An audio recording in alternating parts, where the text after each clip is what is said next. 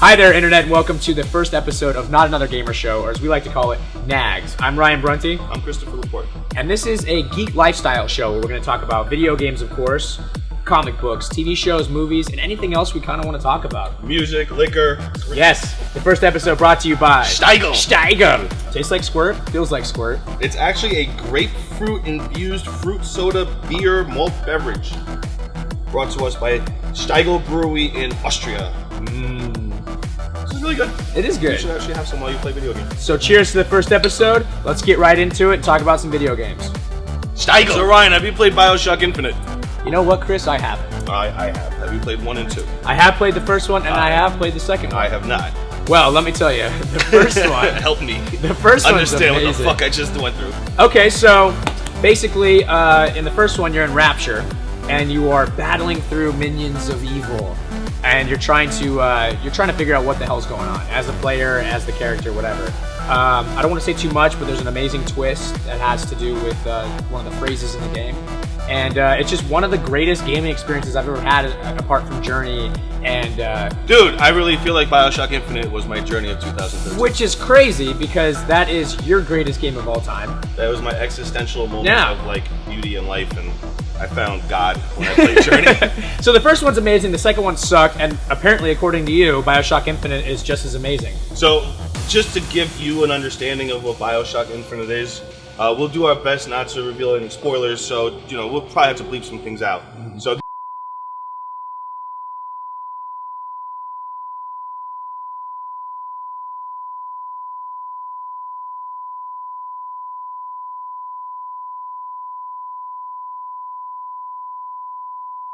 and just, I mean, mind blowing.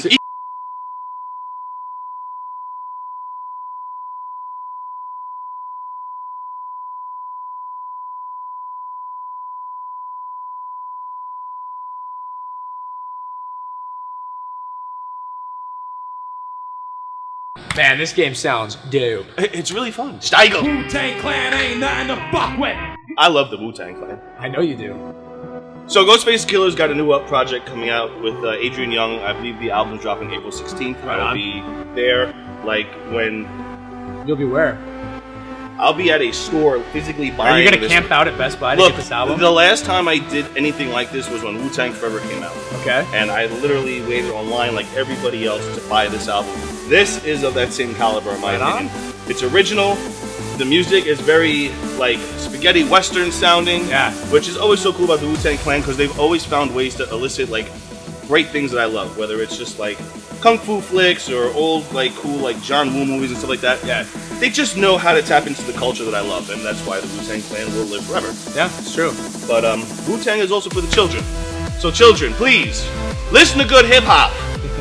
There's guys like Joey Badass, and there's this project coming out where it's just like really good rap, where they're telling stories and they're using different words to rhyme, not the same one. I am so high, addict. I am so high like a addict. And they're not saying the same thing for 4 minutes. Like, dude's telling a story. Like, the whole album is basically about him being like a mob boss, falling in love with like another mob boss's like chick, and it's a story. It's like, right. There's 12 songs. And I'm so tired of chapters. I'm so tired of hearing rappers only rap about how much money they have in their bank Yeah, account it's just and what come on, man. And Bugatti they just be have. creative. And the things that Yeah. come out of Ghostface's mouth is always like, what did he say? That didn't make any sense. That was And then genius. you think about it, right. That's, I mean, really, it's an album that I think everyone needs to check out. It's exciting. I'm excited So about April 26th, you April heard it here 16th. first. You heard it here actually wrong. April 16th. April 16th, you heard it here wrong. Steigl. I want to look at that camera. Look, I'm playing Tapper.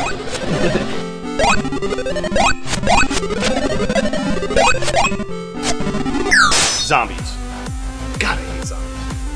What is it that irks you about zombies? It's just everywhere. I get it. It's true. I mean, it's the Walking Dead, without going too far into an aside, it's 45 minutes of blah, blah, blah, blah, blah, Sure. blah, blah. And then someone gets bitten. It's like, ah. But see, what sucks about Walking Dead is that the comic book is so genius, and Robert Kirkman has created this story that's amazing, and then the show's just kind of like shitty. Yeah. Like, it's not very good. Oh, boring. And you're exactly right. Like, it's just terrible.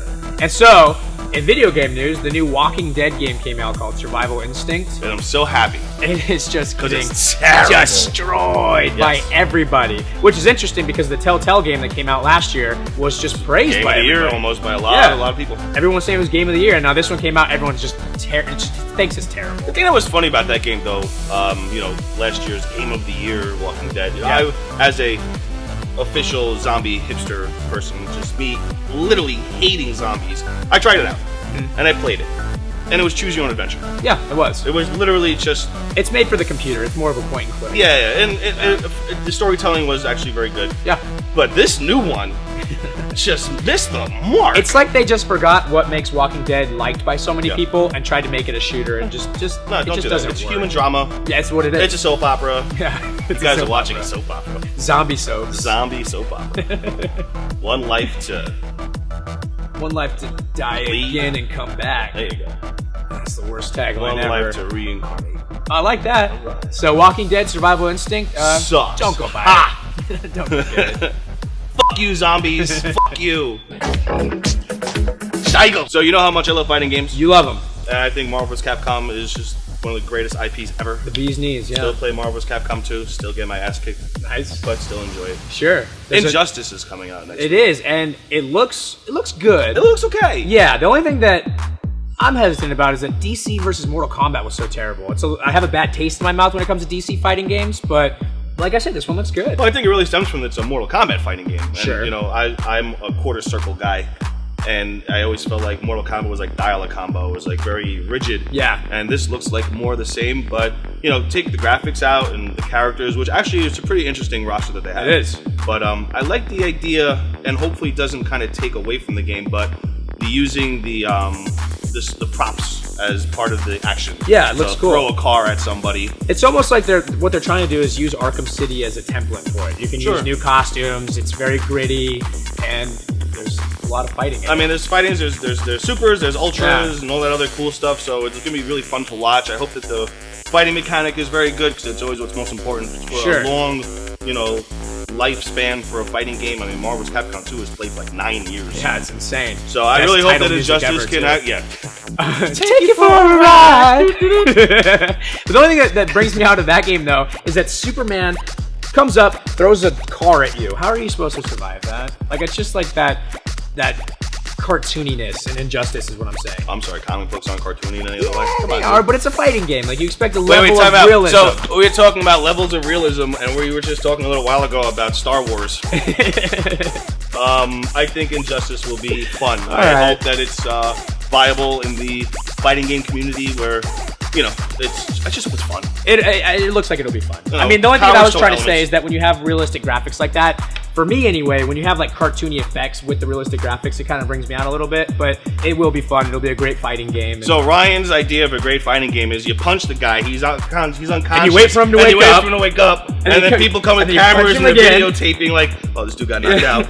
and then you not Back fun. to the Future it. You steal his wallet. Then Some you guy gotta goes, run that from guy cops." just steal his wallet. Yeah, and you get on the hoverboard. Yeah, that's my idea of a fighting game. Okay. And the guy brings out a knife and he goes, "Whoa, man, take it easy." That's it, man. That's Injustice. All right, I hope you're listening, guys, over at Midway, and you just got yourself a hit. The realistic fighting Realistic simulator. fighting simulator. Oh my God, we're onto something. We are. Broken knuckles.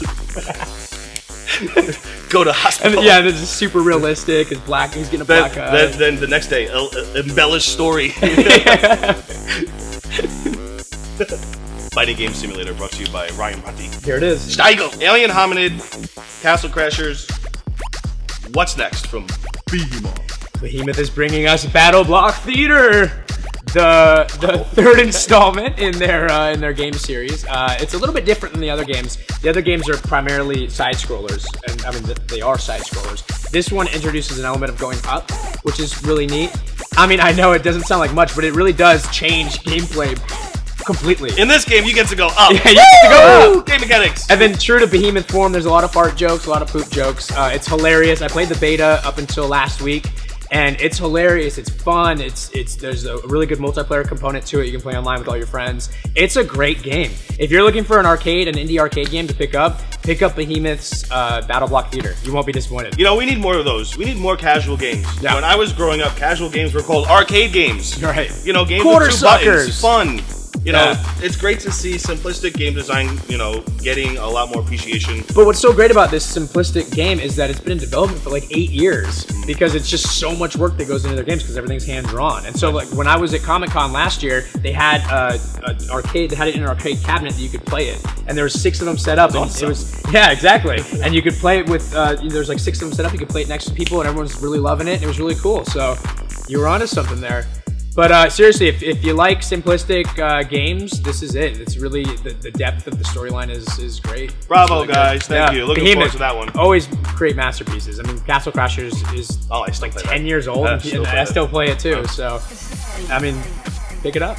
Steigl. Robots. Mechs. Yes. Gundams. Yes. Here are Robotech. movies coming out that's going to show that, like, really cool, like.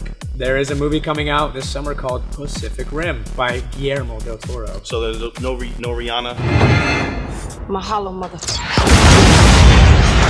No Rihanna. No. It's just a fun robot apocalypse movie. Robots fighting. I saw there's like stats and everything for all the robots online Yeah. right now. Yeah. They're like the Australians are the toughest robots out there. It's which like is- real steel, but good. Oh wow. Okay. Yeah. I like that. It looks awesome. I just want to see mechs. You know, I mean, Me for what too. it's worth.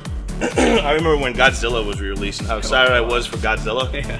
And then I was like, oh, this is terrible. And then Cloverfield was like, oh, big monster. And it was like, yeah, okay. We'll show up you in know. 10 seconds. Yeah, it was cool. But Yeah. like, I just. This is just going to be unadulterated robots fighting. Yeah, let's just see buildings get knocked down and. I heard that Del Toro wanted the rights to your favorite anime Neon Genesis and Evangelion! couldn't get them, so now he's making his own robot movie, Fucking awesome. which is dope because now he'll probably get the rights to it and be able to make that. Or If somebody anyone will. knows anything about Neon Genesis Evangelion, and can please put it in the comments below this video and tell me what the hell I would watch, it'd be really appreciated. I loved it. I still don't know what I watched.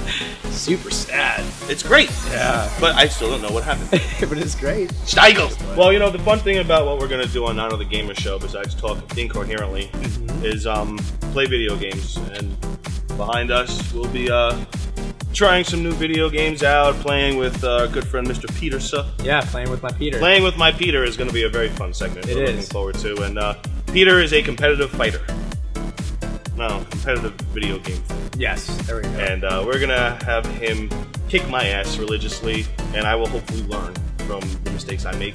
And he's going to show you how to play. So it'll be fun to kind of show the complexity of some of these games. Sure, that because I'm I mean, completely in love with. what a lot of people don't understand, and what I just realized, is that there's more to button mashing when it comes to fighting games. I mean, I grew up just button mashing, and that's what I still do.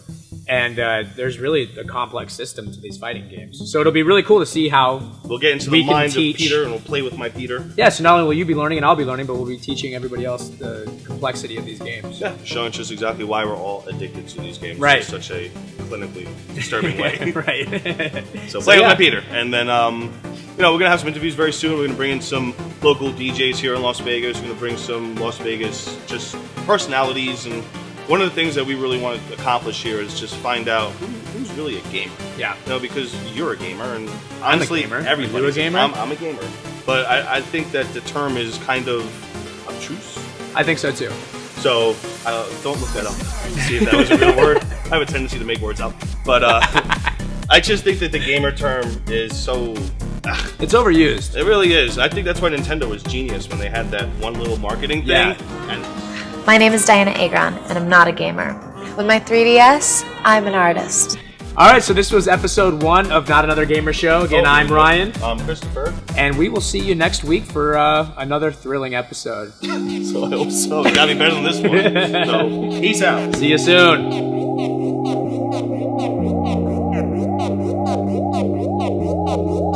Thank you.